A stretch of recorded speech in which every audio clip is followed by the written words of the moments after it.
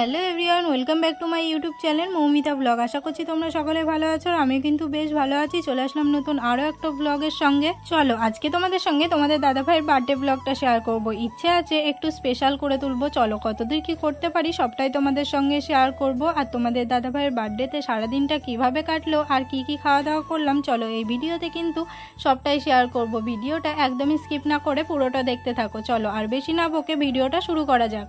জানো তো তোমাদের দাদাভাইয়ের বার্থডে হয়ে গেল, বেশ কিছুদিন হয়ে গেল, ওই প্রায় 15 দিন মতো হয়ে গেল। কিন্তু আমার কেন জানি না ভিডিও এডিট করতে মন চায় না, সেই জন্য কিন্তু ভিডিওটা দিতে এতটা লেট হলো। দেখো তোমাদের দাদাভাইকে যে গিফটগুলো দেবো সেগুলো কিন্তু প্রথমেই আমি প্যাক করে নিচ্ছিলাম। আর এগুলো হয়তো খুব একটা দামি গিফট নয়, কিন্তু আমি আমার সাধ্যের মধ্যে গিফট কেনার চেষ্টা করেছি। চলো ভিডিও শেষে তোমাদেরকেও দেখিয়ে দেবো যে এই গিফটগুলোর মধ্যে ঠিক কী ছিল। সেদিন এত তাড়াহুড়োর মধ্যে গিফটগুলো প্যাক করেছিলাম, কি বলবো তোমাদেরকে। দেখো গিফটগুলো বলতে না বলতে প্যাক করা হয়ে গেছে। তারপর কিন্তু আমি আর একটু লেট না করে চলে গিয়েছিলাম ফুলের দোকানে ফুল কিনতে। যদিও সেদিন ফুলের দোকানে সেরকম কোনো ফুল পাইনি, কিন্তু যেই ফুলগুলো পেয়েছিলাম সেগুলোই আমাকে নিতে হয়েছিল। তারপর কিন্তু দাদাটাকে আমি বলেছিলাম ফুলগুলো বেশ ভালো করে প্যাক করে দিতে, যেমন কথা তেমন কাজ। দাদা কিন্তু এখানে আমাকে ফুলগুলো ভালো করে প্যাক করে দিয়েছিল। দেখো তো ফুলগুলো দেখতে বেশ ভালো লাগছে না? আমার কাছে তো বেশ সুন্দর লাগছিল ফুলগুলো দেখতে। সেদিন আমার বেশ কিছু কেনাকাটা করার ছিল, সেই জন্য কেনাকাটা করতে করতে অনেকটাই লেট হয়ে গিয়েছিল তোমাদের দাদাভাইদের বাড়িতে পৌঁছাতে। সেই জন্য আর একটু লেট না করে এসেই কিন্তু আমি সবজিগুলো কাটাকুটো করে নিয়েছিলাম। আমরা কিন্তু বেশ সকাল সকাল তোমাদের দাদাভাইয়ের বার্থডে তোড়জোড় শুরু করে দিয়েছিলাম, কিন্তু অন্যদিকে তোমাদের দাদাভাইয়ের বাড়ি আসতে আসতে এতটাই লেট হয়েছিল কি বলবো। আসলে ও যেই ট্রেনে বাড়ি আসছিল সেই ট্রেনটা কিন্তু অনেকটাই লেট ছিল, সেই জন্য। জানো তো এই প্রথমবার নাকি তোমাদের দাদাভাইয়ের বার্থডে সেলিব্রেট হচ্ছে। এর আগে নাকি কোনোদিনও বাড়িতেও ওর বার্থডে সেলিব্রেট হয়নি। আসলে ছোট থেকে সেরকম ভাবে বার্থডে সেলিব্রেট করেনি। আর এই 3-4 বছর ধরে তো ও বাড়িতেই থাকে না ওর বার্থডেতে। যেহেতু এই প্রথমবার বার্থডে সেলিব্রেট হচ্ছে সেই জন্য একটু স্পেশাল করার চেষ্টা করছিলাম। এদিকে দেখতেই পাচ্ছ আমি কিন্তু সব ভাজাগুলো করছিলাম আর ওইদিকে ডালটা করছিল। জানি হয়তো বেশি কিছু করতে পারছি না, কিন্তু আমার মনে হয় প্রতিটা মেয়েই চাই তার প্রিয় মানুষের জন্মদিনটা একটু স্পেশালভাবে সেলিব্রেট করতে। সেরকম কিন্তু আমিও চেয়েছিলাম, সেই জন্য কিন্তু এত রকম আয়োজন। জানো তো আজ রান্না করার বেশিরভাগ দায়িত্বই কিন্তু আমরা দুজনে নিয়েছিলাম, আমি আর আমার ননদ। তো এখানে দেখতেই পাচ্ছ ও ডালটা করে নিচ্ছিল আর আমি কিন্তু এদিকে সব রকম ভাজাভুজোগুলো করছিলাম। 2000 years later. সেদিন যেহেতু তোমাদের দাদাভাইয়ের বাড়ি আসতে অনেকটাই লেট হয়ে গিয়েছিল, ও বাড়ি আসতে প্রায় দুপুর হয়ে গিয়েছিল। এদিকে কিন্তু ও আসতে আসতে আমাদের সব রান্নাগুলো কমপ্লিট হয়ে গিয়েছিল, সেই জন্য আর একটুও লেট না করে এখানে কিন্তু আমি চটজলদি স্নানটা সেরে এসে বসে গেছি থালা সাজানোর জন্য। আসলে কি বলতো, সুন্দরভাবে থালাটা সাজাতে অনেকটাই যেহেতু টাইম লাগে, এখানে কিন্তু আমাকে সকলে মিলে তাড়া দিচ্ছিল। আসলে ওর যেহেতু 3 দিন ধরে ট্রেনে জার্নি করে বাড়িতে আসছে, ওর নিশ্চয়ই খিদে লেগে যাবে, এই ভেবে কিন্তু সকলে আমাকে একটু তাড়াতাড়ি করতে বলছিল। দেখতেই পাচ্ছ আমি কিন্তু অনেকটাই তাড়াহুড়োর মধ্যে থালাটা সাজাচ্ছিলাম, কিন্তু এই যে এই সব নিখুঁত কাজগুলো না তাড়াতাড়ি করে হয় না। যাই হোক এখানে কিন্তু আমি অনেকটাই তাড়াতাড়ি করার চেষ্টা করেছি, জানি না কেমন হয়েছে। A few moments later. তারপর কিন্তু কোনো রকমে আমি থালাটা সাজিয়ে এখানে বসে পড়েছি ফুল দিয়ে সাজানোর জন্য। দেখো এমনিতেই কিন্তু দেখতে বেশ সুন্দর লাগছিল, তবুও আরও একটু সুন্দর করার জন্য কিন্তু এখানে আমি ফুল দিয়ে সাজিয়ে নিচ্ছিলাম।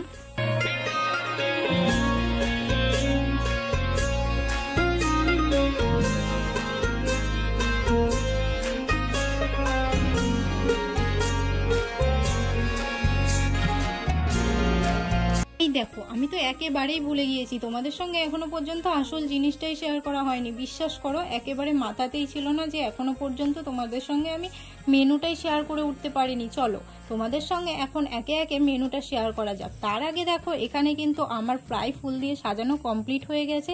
আমার কাছে তো বেশ ভালো লাগছিল। এখন তোমরা বলবে থালাটা সাজানো ঠিক কেমন লাগছিল। তারপর কিন্তু এখানে তোমাদের দাদাভাইকে সকলে মিলে আশীর্বাদ করে নিচ্ছিল। প্রথমেই কিন্তু এখানে জেঠিমা তোমাদের দাদাভাইকে আশীর্বাদ করে নিচ্ছিল।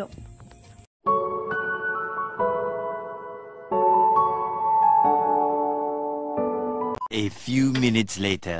আসলে কি বলো তো, সেদিন না এতটা পরিমাণে খাটনি হয়ে গিয়েছিল যে ভিডিও করার মতো আর কোনো এনার্জি ছিল না, সেই জন্য খাওয়া দাওয়ার সময়ে আর কোনো ভিডিও করতে পারিনি, বড্ড এনার্জি লেস লাগছিল। সেই জন্য একেবারে সন্ধ্যাবেলা থেকে আবারও ভিডিওটা কন্টিনিউ করলাম। দেখো এখানে কিন্তু সন্ধ্যা হতে না হতে এখানে সব বেলুনগুলো আমি ফুলিয়ে রেখে দিয়েছিলাম, সাথে এখানে কি জানি একটা করছিলাম, ও মনে পড়েছে, এখানে আমি হ্যাপি বার্থডে যে লেখাটা থাকে ওটা পরপর এখানে সাজিয়ে রেখে দিচ্ছিলাম।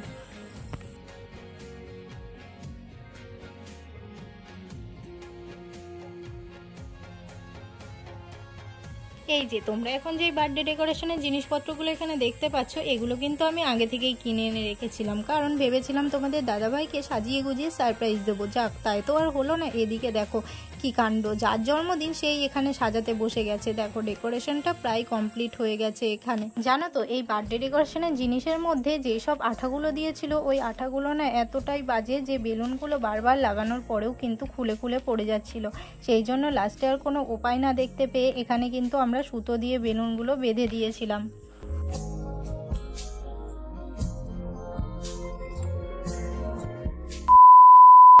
এই যে এই হলো তোমাদের দাদাভাইয়ের বার্থডে কেক, আর ওই যে ডেকোরেশন যেটা তোমাদের দাদাভাই নিজের হাতে করেছিল। সিম্পলের মধ্যে বেশ ভালোই লাগছিল ডেকোরেশনটা। আর এদিকে দেখো যাদেরকে ইনভাইট করা হয়েছিল তারা কিন্তু সকলেই চলে এসেছে। দুপুরে বেশ কয়েকজন খাওয়া দাওয়া করে গেছে, আর এখন বেশ কয়েকজন এসেছিল। যাই হোক, এখানে কিন্তু এখন ফটোশ্যুট চলছিল। One eternity later. এই যে এখন তোমরা যাদেরকে ভিডিওতে দেখতে পাচ্ছ, এনারা হলো তোমাদের দাদাভাইয়ের মা আর বাবা। এখন মা আর বাবার সঙ্গে একটু ফটো তুলে নিচ্ছিল তোমাদের দাদাভাই। আর এখানে নাকি ফটো তোলার সময় আমার কথা একেবারেই ভুলে গিয়েছিল, যেহেতু এখানে সকলে মিলে জোর করলো ফটো তোলার জন্য, ফ্যামিলি ফটো তোলার জন্য, সেই জন্য গেলাম, না হলে ফটো তোলার বিন্দুমাত্র ইচ্ছাটাও আমার ছিল না সেই সময়।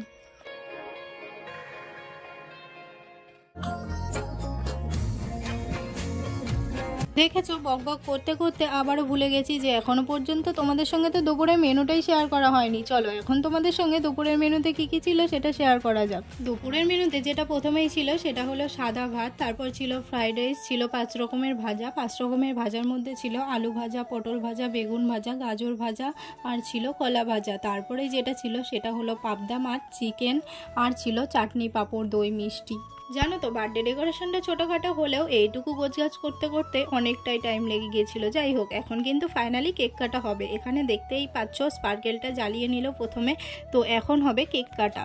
এদিকে কেক কাটা হয়ে গেলেও এখনো পর্যন্ত আমি গিফটটাই দিয়ে উঠতে পারিনি। আসলে এখানে যেহেতু সকলে মিলে ছিল, সেই জন্য ভেবেছিলাম তোমাদের দাদাভাইকে পরে গিফটটা দিয়ে একটু সারপ্রাইজ দেবো। যাই হোক, এখানে কিন্তু কেক কাটার পরে আমি গিফটটা দিয়েছিলাম। তোমরা ভিডিওটা কন্টিনিউ দেখো, দেখলেই বুঝতে পারবে।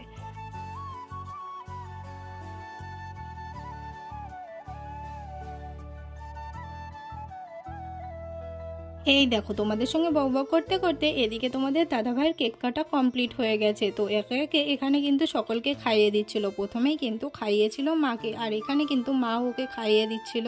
তারপর কেক হাতে নিয়ে একটু মায়ের সঙ্গে ফটো তুলে নিয়ে চলে গিয়েছিল বাবাকে কেক খাওয়ানোর জন্য।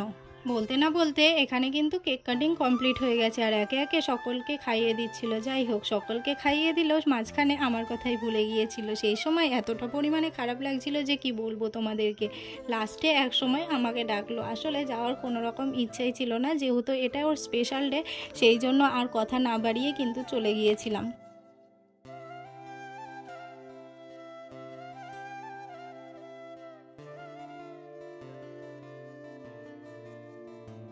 চলো এখন তোমাদের দাদাভাইকে গিফটটা দেওয়াই যাক। দেখো এখানে কিন্তু আমি চলে যাচ্ছিলাম গিফটটা আনতে। ঘরের ভিতরেই একটা জায়গায় আমি গিফটটা লুকিয়ে রেখেছিলাম যাতে ওর চোখে না পড়ে। তো এখানে দেখো আমি গিফটটা নিয়ে চলেও এসেছি। এখন ওকে গিফটটা দেওয়ার পালা।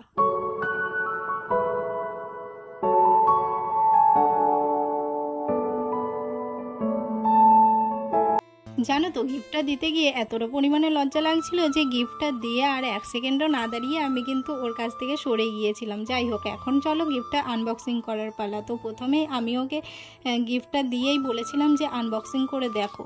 তো যাই হোক, এখানে কিন্তু গিফটটা আনবক্সিং করছিল। চলো তোমাদেরকেও দেখিয়ে দেবো যে গিফটটার মধ্যে ঠিক কি কি ছিল। আসলে কি জানো তো, আমার অনেক দিনের ইচ্ছে ছিল যে আমি ওকে এমন কিছু গিফট করব যেটা সব সময় ওর সঙ্গে থাকবে। তো সেরকমই আমি কিছু এনেছিলাম। চলো তোমাদের সঙ্গে শেয়ার করব ও আনবক্সিং করার পর যে গিফটগুলো ঠিক কি কি ছিল। হ্যাঁ জানি খুব একটা দামি গিফট দিতে পারিনি, কিন্তু আমি আমার সাধ্যের মতো দেওয়ার চেষ্টা করেছি। তো এখানে ছিল একটা রূপোর ব্রেসলেট, যেটা অনেক দিন থেকেই ওকে দেওয়ার ইচ্ছে ছিল। তো আজ ফাইনালি পূরণ হলো আশাটা আমার। আসলে কি বলো তো, আমি যখন ব্রেসলেটটা কিনেছিলাম তখন একটু কনফিউজ ছিলাম যে ব্রেসলেটটা আদৌ ওর হাতে হবে তো। আর তার থেকেও বড় কথা, তোমাদের দাদা ভাইয়ের হাতে আগে থেকেই আরও একটা ব্রেসলেট ছিল।